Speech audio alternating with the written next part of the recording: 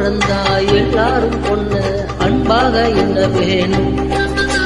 வீணா தீரிஞ்சா ஆனந்தம் இல்ல வேறென்ன சொல்ல வேணும்.